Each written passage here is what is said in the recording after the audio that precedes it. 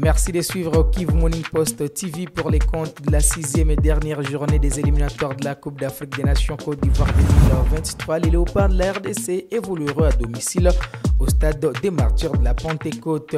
La liste des Léopards retenue pour cette rencontre contre les Soudans sera publiée le 24 août prochain par le sélectionneur national Sébastien Desabre.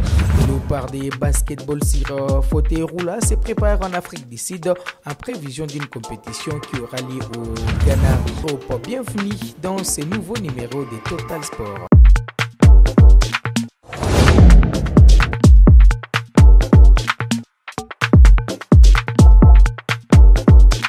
Kivu Morning Post TV va rester la référence du sport au pays. La preuve.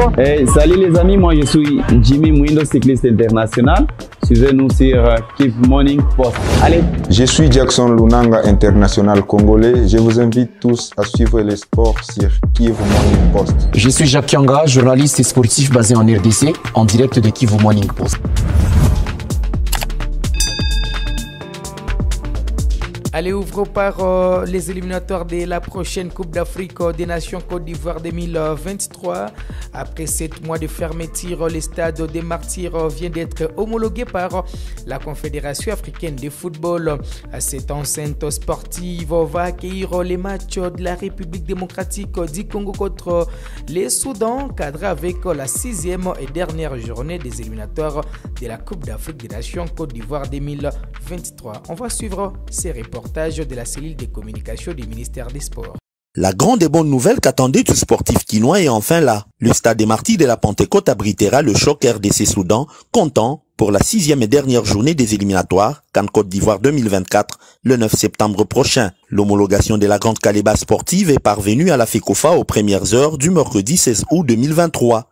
Je confirme cette information, d'autant plus que la CAF a écrit à la FECOFA et nous étions le tout premier, très tôt matin déjà. On était informé de la situation, mais on ne voulait pas propager ça, d'autant plus que nous n'avons pas dit officiellement à son excellence monsieur le ministre des Sports. Homologation certes, avec cependant certaines recommandations formulées par l'instance fêtière du football continental. Raison de la énième descente du ministre des Sports et Loisirs François-Claude Kaboulou-Mwana-Kaboulou dans cet antre aux côtés du CONOR et des entrepreneurs commis aux travaux de réhabilitation. La CAF, vous savez, une décision de la CAF sort toujours de conditionnalités.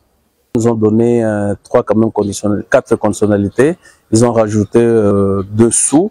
Et donc, nous devons nous employer pour minimiser davantage les 4 conditionnalités. Requinqué à 80%, le stade des Martyrs devra pour son finissage assainir sa cour extérieure, libérer les voies d'accès, notamment celles des entrées de l'avenue Triomphale et Wangata, installer les portes tourniquets pour faciliter le contrôle d'accès au public, faire les graphismes des salles antidopage, mais également aménager la salle commise aux premiers soins. Ces coups de poquet est la conséquence d'efforts consentis par le chef de l'État, Félix-Antoine Tshisekedi Tshilombo, premier sportif du pays, du premier ministre Jean-Michel Sama Lukonde et une volonté traduite par la touche de François-Claude Kaboulou-Mwana-Kaboulou qui, à son arrivée, s'était lancé comme défi de remettre ces stades, symbole du football congolais, aux standards internationaux. C'est une très bonne nouvelle en tout cas pour les footballs de la République démocratique du Congo, puisque ces stades n'étaient pas à mesure de recevoir des matchs internationaux et ces résultats est le fruit de la dernière visite d'inspection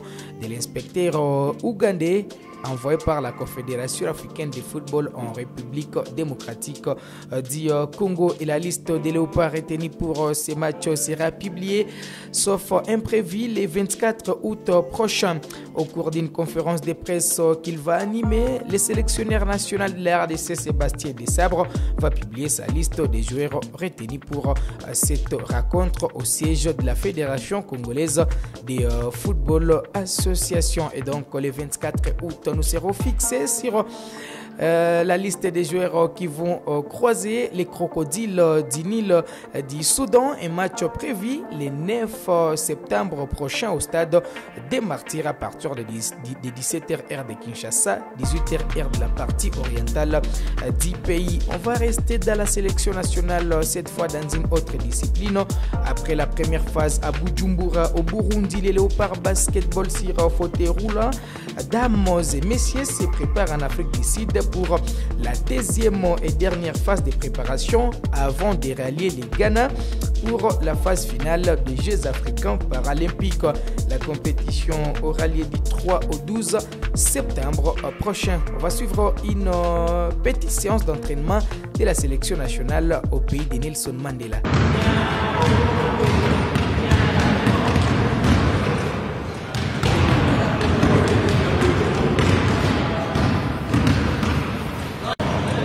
Okay, now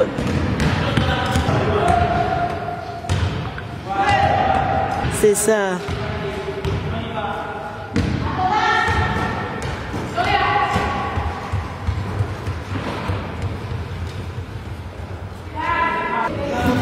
Allez, on va revenir en football pour parler de la pré-saison du FC Saint-Éloi Lupopo. Vous le savez, les cheminots ont érigé leur quartier général à Ndola en Zambie pour préparer la nouvelle saison sportive. Et ce mercredi, Lupopo a livré son deuxième match amical au stade Levi Mwanawasa de la Zambie. Et c'était face à la formation des Forest. Au finish, victoire de Lupopo, 2-1 devant cette équipe zambienne. Serlebi marqué par Draman Kambu, une nouvelle récrit, et l'avant-centre congolais Orso Mwaku était déjà arbitre lors du premier match face à la formation de Kana FC sur son unique but. D'ailleurs, marqué ce jeune qui se porte très bien avec l'équipe du FC Saint-Éloi Lupopo, un avant-centre en tout cas très prometteur qui est passé par la formation d'Elias Chinkunku et qui a rejoint la sélection, plutôt qui a rejoint l'FC Saint-Éloi Lupopo la saison dernière en équipe nationale. Il a joué les tournois Fati Cup avec les Léopards des moins de 20 ans, mais également les Jeux de la francophonie, courtisés par plusieurs formations en RDC et en dehors du pays. L'avant-centre Orso Mwaku a plutôt préféré rester et poursuivre son aventure avec les cheminots du FC Saint-Éloi Lupopo. Lupopo qui prépare déjà les championnats nationaux de la RDC qui démarre sauf imprévu le 23 août prochain avec les matchs Simba de Kolwezi contre les tout-puissants Mazembe de Lubumbashi. Lupopo jouera son premier match le 9 septembre contre l'IS Chinkunku, un match de retrouvailles entre Orso Mwaku et son ancien club de l'IS Chinkunku. On va parler d'un Congolais, il s'agit de Fiston Kalala Maele qui a démarré son aventure avec son nouveau club. Il s'agit du club égyptien des Pyramides FC. Donc il a commencé les boulots, il a déjà pris part à plusieurs séances d'entraînement avec la formation des Pyramides. Après deux très belles saisons réalisées avec la formation des Young Africans, les Congolais vont découvrir un autre pays. Il s'agit de l'Égypte, courtisé par plusieurs formations dont les nationales Al-Ahly d'Iker, Orlando Pirates et Mamelodi Sundowns. Les Congolais a plutôt préféré ou encore a jeté son dévolu sur la formation des Pyramides. Est-ce qu'il va réaliser une saison XXL comme c'était le cas la saison finissante avec la formation des Young Africans où il a fini meilleur buteur de la Coupe de la Confédération, meilleur buteur du championnat tanzanien? L'avenir nous en dira plus. On va parler maintenant du football européen avec la formation de Monsi, sa première coupe de la Super Coupe.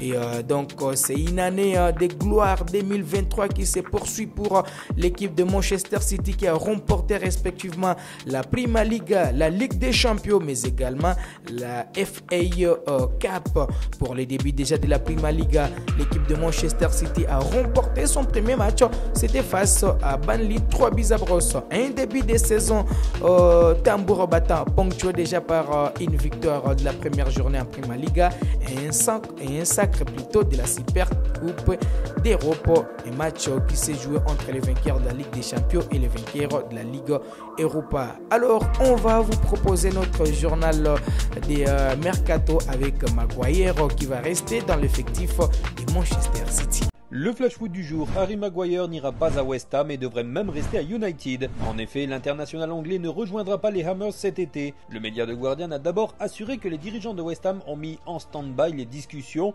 depuis que Maguire ne donne plus signe de vie. L'aspect financier serait le point de discorde, l'ancien joueur de Leicester n'étant pas assuré de toucher le salaire qu'il convoitait. Plusieurs sources mettent un terme définitif à ce dossier. Maguire devrait continuer l'aventure à Manchester United la saison prochaine, sauf nouveau rebondissement. Au Real Madrid, Hugo Lloris a bien été recalé. Comme l'indique le média The Athletic, Lloris a été proposé par son agent à la Casablanca, mais les dirigeants madrilènes n'étaient pas convaincus de la piste du portier de 36 ans. La situation n'est pas très bonne pour Lloris, ciblé par des clubs saoudiens, le Niçois n'a pas trouvé preneur. Il a été annoncé dans le viseur de la Lazio, mais la formation romaine, elle, n'a aucun intérêt à engager Lloris, après avoir été emmené par un Ivan Povedel élu meilleur gardien de Serie A la saison dernière. Au FC Séville, Yassine Bounou vers l'Arabie Saoudite. Al Hilal a trouvé un accord définitif pour recruter le demi-finaliste du mondial qatari. Une somme de 19 millions d'euros est évoquée avec un bail longue durée pour l'intéresser au passage. C'est la vente que tout le FC Séville attendait depuis des semaines. En effet,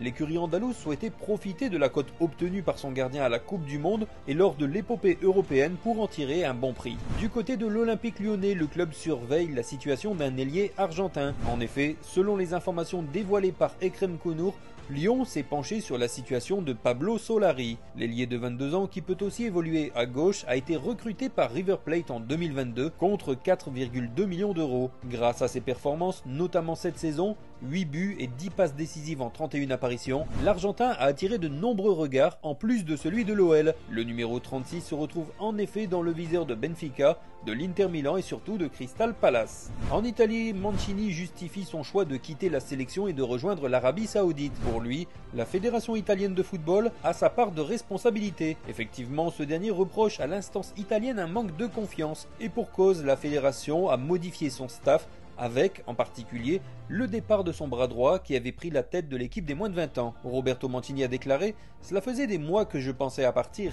C'était le moment de partir parce que quand certaines choses, certaines situations changent en interne, cela veut dire qu'on se dirige vers la fin. Selon moi, nous n'étions plus sur la même longueur d'onde avec la direction de la fédération et c'est toujours mieux d'anticiper avant que quelque chose de plus grave n'arrive », a-t-il conclu. Le Paris Saint-Germain serait maintenant optimiste pour une prolongation de Kylian Mbappé. Journaliste pour ESPN, Rodrigo Faiz annonce que le PSG a totalement changé d'attitude. Le Paris Saint-Germain commence à être optimiste sur le renouvellement de Mbappé parce que le joueur a accepté d'ouvrir un cycle de négociation pour son renouvellement. C'est ce qui a changé, a-t-il lâché. Mais selon lui, ce scénario est encore incertain. Beaucoup d'observateurs estiment qu'Mbappé et son clan ont voulu donner de l'espoir aux dirigeants parisiens afin de retrouver une place dans l'effectif pro du club. L'avenir nous le dira. Et enfin, après l'annonce du départ de Neymar à Al Hilal, Ronaldinho a publié un message de soutien. Sur ses réseaux sociaux, le Ballon d'Or 2005 a publié une photo en compagnie du désormais ex-parisien. Beaucoup de succès à toi mon partenaire, bonne chance Neymar, peut-on lire en légende de cette photo. Forcément, les réactions et hommages ont été nombreux pour l'international brésilien.